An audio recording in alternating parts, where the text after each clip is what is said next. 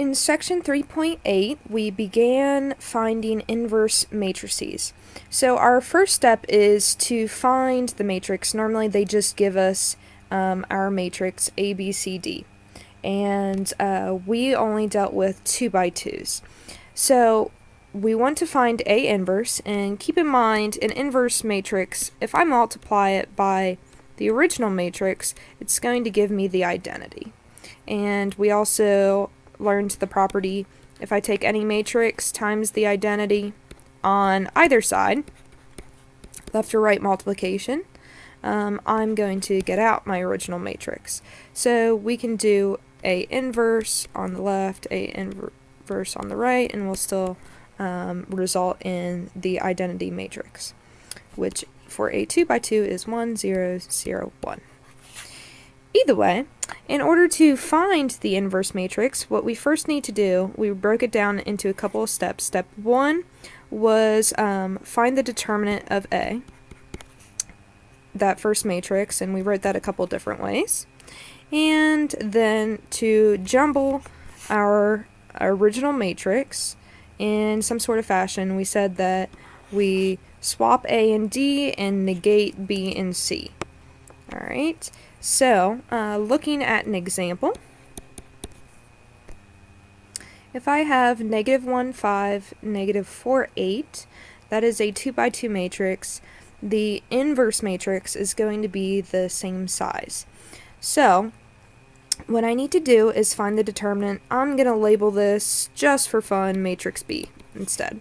So step 1 is find the determinant of B, which is -1 times 8 minus, so that's AD minus BC, 5 times -4, so that's -8 plus 20, and that results in a positive 12. Okay, so in order to find B inverse, I write it this way, B inverse equals 1 over the determinant, which is 12, 1 over 12, and then I have my jumbled matrix, which I swap A and D, so that becomes 8 and -1, and I negate, I take the opposite of B, so that's -5, and the opposite of C, which becomes a positive 4. So the last step is to take that scalar and distribute it into your matrix. So that is going to result us with showing all of my work here. 8 times 1/12, -5 times 1/12, 4 times 1/12, and -1 times 1/12 in a 2x2 matrix. That is B inverse.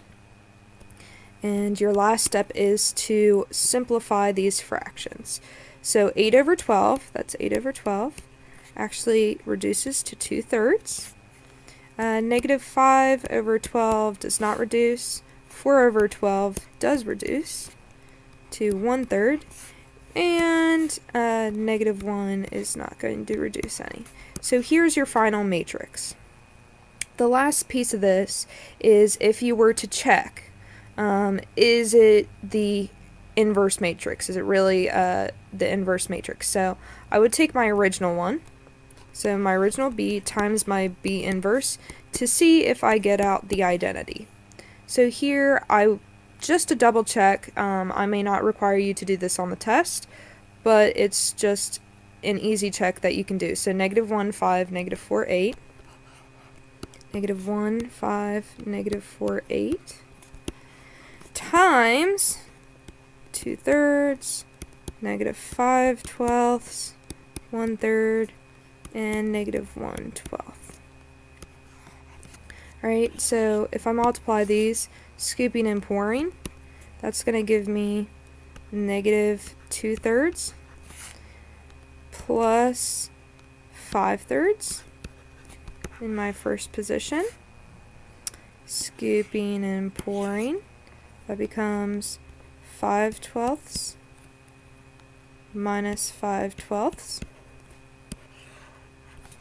And scooping and pouring, that's negative 4 times 2, which is negative 8/3, and then plus 8/3, 8 times 1/3, and last one, scooping and pouring. Negative 4 times negative 5 is 20/12, and 8 times negative 1 is minus 8/12.